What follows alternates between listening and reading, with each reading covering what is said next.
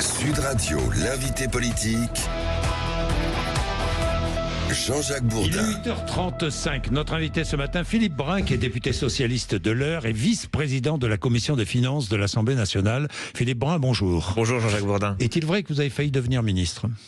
Oui, c'est une vieille histoire. Non, c'est pas une histoire. C'est une histoire vraie ou une fausse histoire?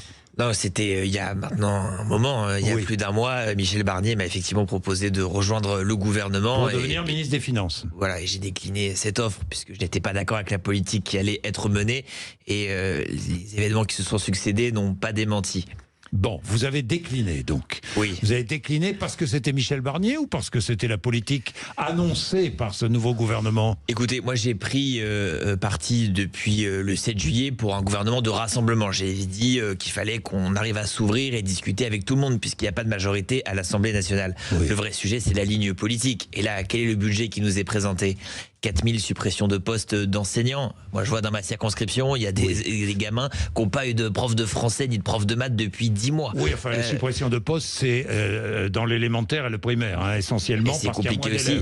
C'est compliqué aussi. Et c'est des fermetures de classes en milieu rural. Ça, c'est autre chose. La désindexation des retraites. Je m'y opposerai, notamment pour les petites retraites. Vous imaginez quelqu'un qui a la mutualité sociale agricole, qui gagne 800, 900 euros par mois. Vous vous opposerez à l'Assemblée? Bien sûr. Je rappelle que vous êtes député socialiste, apparenté. Non, pas apparenté. Vous êtes député purement socialiste. Mais sur une ligne qui n'est pas tout à fait NFP, hein, on est bien d'accord. Philippe Brun, on est bien d'accord. En tout cas, je défends une ligne populaire. Voilà. Non, mais c'est pas tout à fait NFP. On va y revenir. Mais vous êtes membre de la commission des finances de l'Assemblée nationale. Et la commission veut se transformer en commission d'enquête sur le dérapage budgétaire. C'est bien cela? Oui, c'est une proposition qu'on a faite et la commission va se prononcer. Elle ne s'est pas encore prononcée sur ce sujet. Et Coquerel, le président, est d'accord. Quel est l'objectif? L'objectif, c'est d'essayer de comprendre la raison de ce trou joué dans les finances publiques. Vous vous rendez compte, il y a 50 milliards de trous qui n'étaient pas prévus. Ça ne nous est jamais arrivé dans l'histoire de notre pays. J'ai regardé les archives, même pendant la reconstruction, après 1945, on n'avait pas un tel décalage entre les prévisions du budget qui était voté et la réalisation ensuite de ce budget. 50 milliards, c'est gigantesque. Dans aucun pays européen, on a eu un tel dérapage des finances publiques. Alors on doit savoir comment cela est arrivé. Que cherchez-vous? Des coupables? On cherche pas des coupables. Non, d'abord Bruno Le Maire en l'occurrence. Emmanuel Macron. Il y a deux sujets. Il y a la question de la responsabilité politique et il y a aussi la question technique. Parlons d'abord de la responsabilité politique. Une enquête qui a été menée par France 2 où Bruno Le Maire, l'ancien ministre de l'économie, dit « la vérité éclatera un jour ». C'est à nous de la faire éclater, car Bruno Le Maire... Vous allez l'entendre ? Il faut absolument entendre Bruno Le Maire sous serment et qu'il nous dise exactement ce qui s'est passé. Ça, c'est Est-ce que vous demandez à entendre Bruno Le Maire sous serment? Oui, nous demandons à entendre Bruno Le Maire sous serment. Ça, c'est la première chose, ça, c'est la responsabilité politique. Et puis, la question technique. Il y a un problème statistique évident, car je ne crois pas que le ministre ait totalement menti. Il ne peut pas totalement se départir des prévisions qui sont faites par l'administration fiscale. Donc, il y a eu un problème de modèle économique. Et je ne comprends pas comment on a pu autant se tromper sur les prévisions, notamment de recettes. Et donc, ça aussi, on doit pouvoir l'expertiser, parce que là, on est en train de voter le budget pour l'année prochaine. Et si, on se trompe à nouveau, alors on aura à nouveau les mêmes difficultés l'année prochaine. Donc cette commission d'enquête, c'est pas pour faire de nous des procureurs. Nous n'avons pas vocation à être des procureurs de Bruno Le Maire, mais il faut établir des responsabilités politiques et établir aussi des constats sur ce qui s'est passé. Les filles, certains disent, c'est la première étape avant la destitution d'Emmanuel Macron. Vous la voulez, vous ? Non, nous sommes défavorables à la destitution d'Emmanuel Macron. Nous n'avons aucune amitié particulière pour la politique du président de la République. Mais il est légitime. Il a été élu par des millions de Français, plus de 20 millions de Français lors des dernières élections. Je n'ai pas voté pour lui au premier tour. J'ai voté pour lui au deuxième tour pour faire barrage au Rassemblement national. Il est le président élu et il faut respecter les institutions, quelles que soient ses insuffisances et quels que soient mes désaccords profonds avec la politique qu'il a menée. Alors, pour que cette commission d'enquête existe, il faut que Yael Braun-Pivet donne son accord, non? Non, pas du tout. Il suffit que la commission des finances vote pour se transformer en commission d'enquête. Donc c'est un simple vote. Simplement. Personne ne peut s'y opposer Personne ne peut s'y opposer. Donc si la décision est prise mercredi, il y aura commission d'enquête. Absolument. Bien. C'est important de le préciser, me semble-t-il. Ce projet de budget, on va en parler, puisqu'à partir de mercredi, vous allez examiner en commission ce projet de budget. Ensuite, discussion à l'Assemblée nationale. Discussion à l'Assemblée nationale avec, j'imagine, de nombreux amendements. Il va y avoir de nombreux amendements et ça va être passionnant à suivre. Et moi, j'invite les gens qui nous écoutent à mettre la chaîne parlementaire parce que pour la première fois, c'est vraiment le Parlement qui va faire le budget. Parce que même si le gouvernement utilise à la fin l'article 49.3, il est sûr de tomber s'il ne récupère pas les amendements qui ont été votés. Et donc, on va pouvoir discuter et modifier profondément la copie du gouvernement. Sur la question notamment de la désindexation des retraites, je pense qu'on va réussir à réindexer les retraites. Sur la question de l'ISF, je pense qu'on va réussir à rétablir l'ISF qu'on a connu en France. Vous demandez le rétablissement de l'ISF. Oui, on a eu en France l'ISF de 97 à 2017. On va porter un amendement qui rétablit cette ancienne ISF. Ça rapportera 6 milliards d'euros dans les caisses de l'État et ça permettra notamment de ne pas désindexer les retraites ou de ne pas supprimer des postes dans l'éducation nationale. Il y aura une majorité. J'en suis certain. On va la construire, on va la travailler et donc ça va être un moment absolument passionnant à vivre. Bien. Amendement commun NFP, RN, vous pensez? En tout cas, il y aura un amendement sur l'ISF. On verra qui le vote. On verra ce que fera le RN. On verra ce que feront d'autres aussi députés de l'ex-majorité présidentielle. Il y a de très nombreux députés macronistes qui sont maintenant favorables aussi au rétablissement de l'ISF. Donc nous allons voir ce que chacun va voter et j'ai bon espoir que nous arriverons à convaincre. 49.3, s'il y a 49.3, probablement. Je ne vois pas comment ce budget pourrait passer sans 49.3. Mais c'est pas choquant, le 49.3. Il faut arrêter de penser que c'est une atteinte à la démocratie. C'est contenu dans la Constitution. Ça n'a rien de choquant, le 49.3, franchement.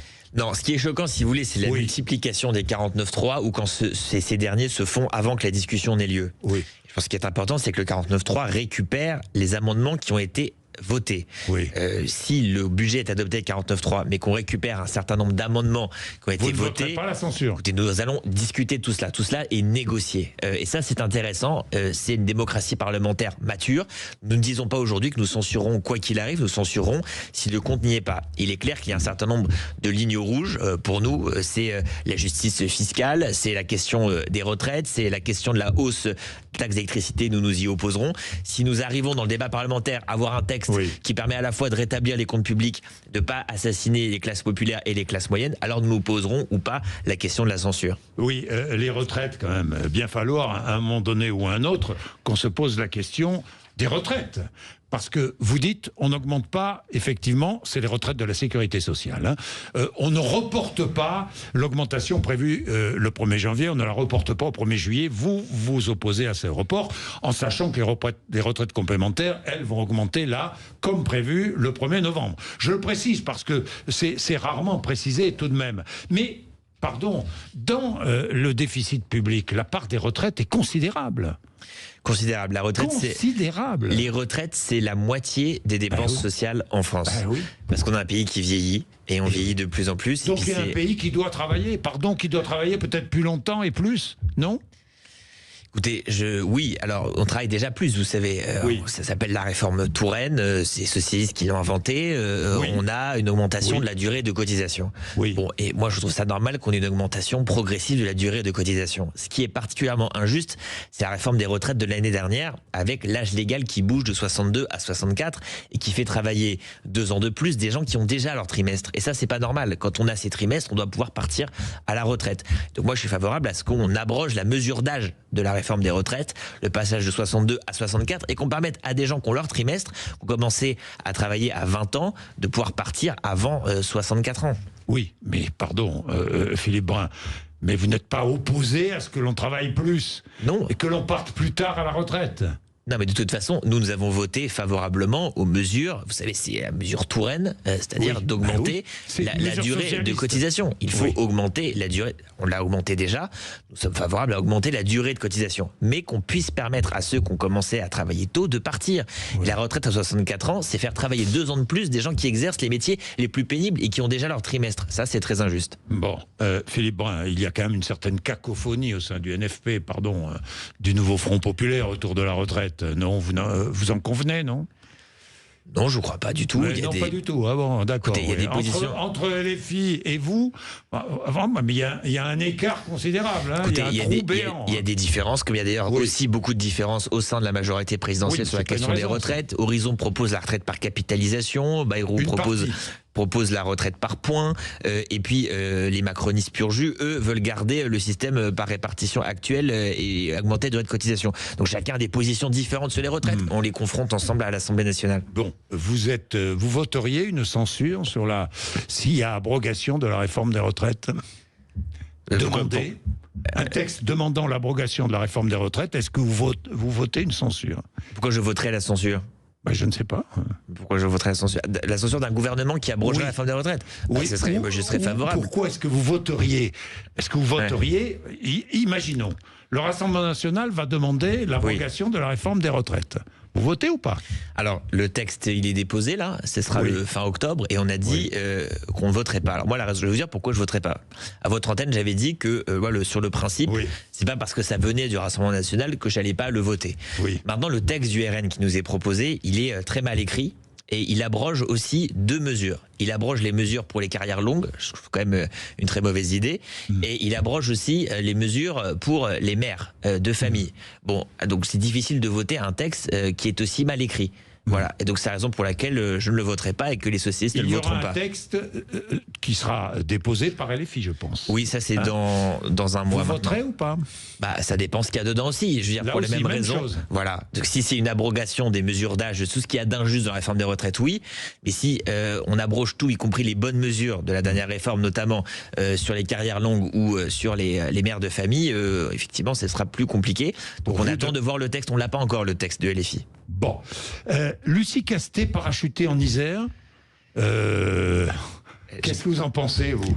Parachutée en Isère après la démission du député LFI Hugo Prévost, c'est pas encore annoncé officiellement. Alors c'est pas annoncé officiellement. Je ne crois pas d'ailleurs que ce soit une piste. Alors je n'ai pas d'infos à vous donner là-dessus, mais je sais vous que n'y croyez pas. En tout cas, nous avons un candidat socialiste qui aimerait y aller. Et donc nous verrons bien si ce sera ce candidat socialiste dans la discussion ou quelqu'un d'autre. Bien. Hausse des crédits de l'Élysée.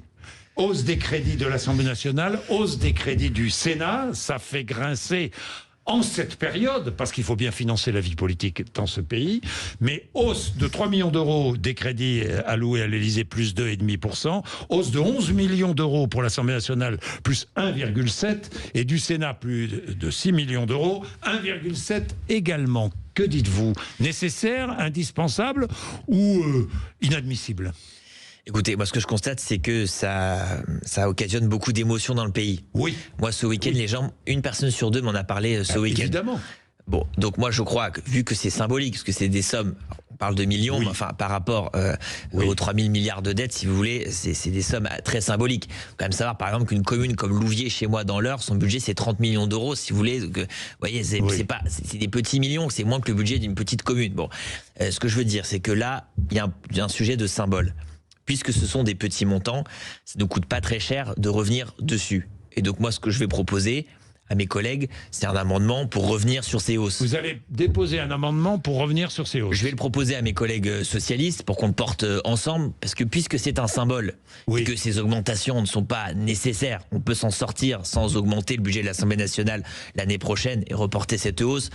Pareil pour l'Élysée, pareil pour le Sénat. Alors, soyons fidèles au symbole et donc annulons ces hausses qui ne sont pas comprises par les Français. Bien. Dites-moi, je change totalement de sujet. Samuel Paty, Dominique Bernard, victime du terrorisme islamiste, je précise. 1 minute de silence sera observée dans tous les collèges et lycées de France. À propos de laïcité, est-ce que vous avez à gauche abandonné la défense de la laïcité? Beaucoup vous portent cette accusation contre vous. Je ne le crois pas. Bon, après, la gauche, elle est diverse. Il y a des gens différents qui portent des... En tout cas, nous, les socialistes, on a toujours été extrêmement clairs. Nous avons soutenu la mesure sur l'abaya. Une grande partie des maires socialistes l'ont soutenu également.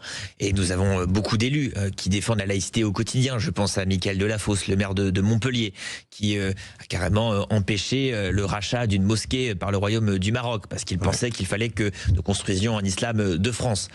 Nous sommes très au clair sur la question laïque. Et je crois que nous n'avons de leçons à recevoir de personne sur ce sujet. En particulier, je pense à des gens au gouvernement qui, eux, se permettent un certain nombre... Par exemple, Bruno Retailleau, on le sait très bien, il est catholique, c'est son droit, mais qui, lui, a moins de problèmes à exhiber sa foi. Ah bon? Vous pensez que Bruno Retailleau, lui, n'est pas un défenseur acharné de la laïcité? En tout cas, je crois qu'il faut aujourd'hui sortir d'une forme de tartufferie. C'est-à-dire qu'il y a des gens qui sont aujourd'hui extrêmement religieux, impliqués, donnent des leçons à la gauche. Nous, les socialistes, nous n'avons aucune leçon à recevoir sur la question de la laïcité. Nous avons des maires qui la défendent au quotidien. Oui, mais manque de chance, vous êtes allié à une gauche qui, elle, flatte le communautarisme, vous le savez très bien. Bon, après, il faut le démontrer concrètement. Bon, sur la question de la laïcité. Concrètement, non, c'est pas démontré? Non, je crois pas que ce soit démontré. Maintenant, la laïcité, c'est quoi? C'est le principe de la séparation des églises et de l'État. C'est le respect des convictions de chacun. Il n'y a pas une certaine gauche qui s'est opposée à l'interdiction de l'abaya dans les établissements scolaires? Bon, il y avait des raisons de s'y opposer du point de vue de qu'est-ce qu'un abaya. Vous y opposez, vous, ou pas? Non, moi j'étais favorable à l'interdiction de l'abaya, mais il fallait le définir. J'attendais que la circulaire sorte et quand elle est sortie, j'y étais favorable. Car l'abaya, quand vous tapez abaya sur Internet, il y avait tout. Il y avait même des robes décolletées qui s'appelaient abaya. Donc il fallait le définir. Une fois qu'on a réussi à le définir, j'y étais favorable. Tous les enseignants y étaient favorables, les directeurs d'école y étaient favorables, les maires y étaient favorables. Donc nous n'avons de leçons à recevoir à personne sur cette question. Bien, la gauche, parlons-en de la gauche. Quand le prochain congrès du Parti Socialiste? Écoutez, je n'en sais rien. En tout cas, quand quelqu'un adhère au Parti Socialiste, il consent à des statuts. Et que prévoient ces statuts? Ces statuts, ils prévoient un congrès qui doit suivre 6 mois après les élections législatives. Donc avant la fin de l'année. Donc ça devrait avoir lieu normalement avant la fin de l'année. Je constate que le congrès n'a pas été convoqué. Alors, il y a des discussions.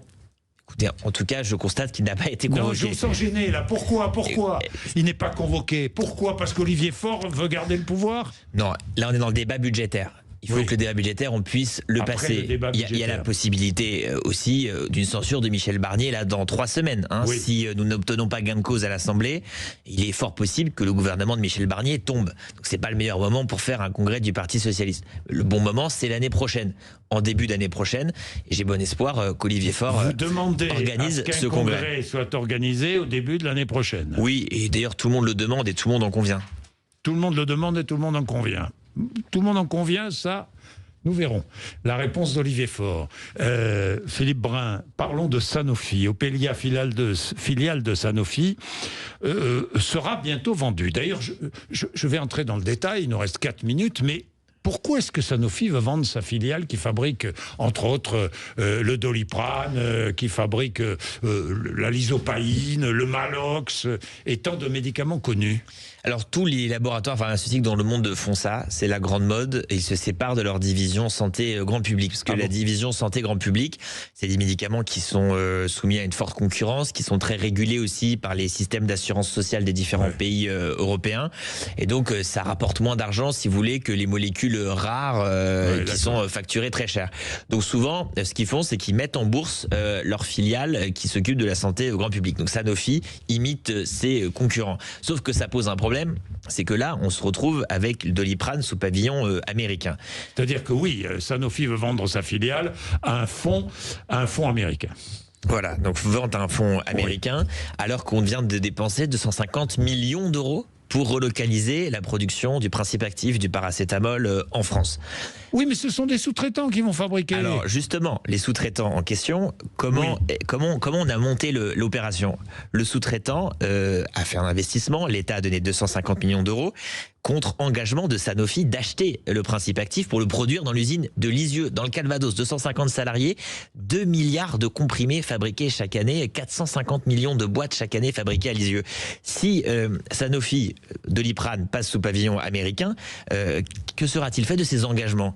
Je crois que ces engagements ne seront pas respectés. Les ministres disent qu'ils ont obtenu des assurances. Alors, faisons attention à cela. Vous vous souvenez de General Electric et d'Alstom? General Electric avait signé des engagements d'approvisionnement, des engagements de création d'emplois et d'investissement. Ils n'ont pas été respectés. General Electric a préféré payer les pénalités. Si le fonds américain, demain, préfère payer les pénalités, ce sera au détriment de la souveraineté sanitaire française. Je rappelle que Sanofi est une entreprise peut-être pas très bien gérée, en 10 ans, plus d'1 milliard d'euros d'aide publique. Je le rappelle, Sanofi incapable de fabriquer le moindre vaccin contre le Covid. Je voudrais quand même, c'est vrai, le rappeler. 150 millions d'euros par an de crédit impôt recherche, des aides dans tous les sens. une entreprise qui était une ancienne entreprise publique. Je rappelle que Sanofi, c'était une filiale d'Elf Aquitaine à la base, création par l'État. Effectivement, nous pourrions attendre de cette entreprise davantage de patriotisme. Est-ce que vous demandez au gouvernement l'application du décret Montebourg? Absolument. Vous lui demandez, c'est-à-dire l'interdiction, que le gouvernement décrète l'interdiction de la vente de cette division médicaments grand public au fonds américain. Nous demandons l'application du décret Montebourg pour empêcher la vente de cette division santé grand public de Sanofi aux Américains. Il y a des offres françaises disponibles. Oui, françaises. D'un fonds basé au Luxembourg avec Abu Dhabi et allez-y, dites-moi. Il n'y a pas qu'Abu Dhabi dans ce fonds, soi-disant français. Il y a un fonds qui a candidaté, il y a d'autres solutions possibles aussi. Il y a la Banque publique d'investissement, il y a la Caisse des dépôts et consignations, il y a les investisseurs. Écoutez, réfléchissons à tout cela. En tout cas, ce qu'il faut, c'est que la solution, elle soit nationale. On a vu pendant le Covid ce que ça nous coûtait de ne pas être souverain sur le plan sanitaire. On a vu les difficultés. Depuis 10 ans, les pénuries de médicaments, elles ont été multipliées par 20 aujourd'hui sur le continent européen. Pénurie de médicaments, c'est le fléau du siècle. Donc il faut aujourd'hui se prémunir contre ces pénuries. Il faut maîtriser la production des médicaments critiques dans notre pays et les relocaliser. Et pour cela, il faut que la chaîne de valeur, elle soit française. Oui, mais je me mets à la place des fonds d'investissement qui se disent en France on peut plus investir, donc on va aller investir ailleurs. Écoutez, l'attractivité de la France risque d'en souffrir, non ? Écoutez, aux États-Unis, ils ont la même chose que le décret Montebourg et ils l'utilisent 10 fois plus que nous. Nous, le décret Montebourg, on l'a utilisé vraiment que 6 fois depuis qu'il existe, alors que aux États-Unis, ils interdisent une trentaine d'acquisitions par an. Donc, je crois que, voilà, s'agissant des investissements stratégiques, les investisseurs justement comprennent bien les questions nationales qui se posent et les questions de souveraineté. J'ai une dernière question. Nouvelle loi immigration, apparemment début janvier. Gabriel Attal dit une nouvelle loi ne me semble pas totalement prioritaire. Vous êtes d'accord avec Gabriel Attal ? D'abord, il faut appliquer la loi existante. Aujourd'hui, il y a 130 000 obligations de quitter le territoire français qui sont parfaitement légales, qui sont purgées de tout recours et qui ne sont pas exécutées. Alors peut-être d'abord exécutons les obligations de quitter le territoire français parfaitement légales et parfaitement purgées de tout recours. Il y a 10 000 étrangers dangereux qui ont commis des troubles à l'ordre public. Aujourd'hui, dans ce stock d'obligations de quitter le territoire, qui ne sont pas éloignés non plus. Alors d'abord, le ministre de l'Intérieur applique la loi avant d'en faire une nouvelle. C'est quoi une nouvelle loi immigration? Ça veut dire qu'on va avoir encore plus d'obligations de quitter le territoire français. Donc on en aura plus 120 000, on en aura peut-être 200 000, mais on n'aura pas davantage éloigné. Donc moi je pense que la priorité c'est d'appliquer la loi. On a fait une loi déjà il y a 1 an. Merci d'être venu nous voir, Philippe Brun, ce matin sur l'antenne de Sud Radio. Il est 8h57. Patrick Roger, juste après nous.